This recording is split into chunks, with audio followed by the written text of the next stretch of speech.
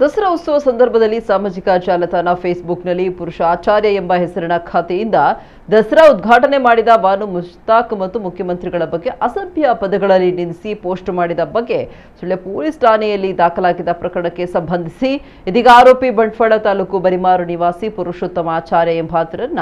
ವಶಕ್ಕೆ ಪಡೆದು ವಿಚಾರಣೆ ನಡೆಸಲಾಗ್ತಾ ಇದೆ ಅಂತ ಪೊಲೀಸ್ ಪ್ರಕಟಣೆ ತಿಳಿಸಿದೆ. ದಕ್ಷಿಣ ಕನ್ನಡ ಜಿಲ್ಲಾ ಪೊಲೀಸ್ ಘಟಕದ ಸೋಷಿಯಲ್ ಮೀಡಿಯಾ ಮಾನಿಟರಿಂಗ್ ಸೆಲ್ನ ಸಹಕಾರದಿಂದ ಸುಳ್ಯ ಪೊಲೀಸರು ಈ ಪ್ರಕರಣದ ಆರೋಪಿ ಪುರುಷೋತ್ತಮ ಆಚಾರ್ಯನನ್ನ ಪತ್ತೆ ಹಚ್ಚಿ ವಶಕ್ಕೆ ಪಡೆದಿದ್ದು ಮುಂದಿನ ಕಾನೂನು ಕ್ರಮ ಕೈಗೊಳ್ಳಲಾಗುತ್ತೆ ಅಂತ ಪ್ರಕಟಣೆಯಲ್ಲಿ ತಿಳಿಸಲಾಗಿದೆ.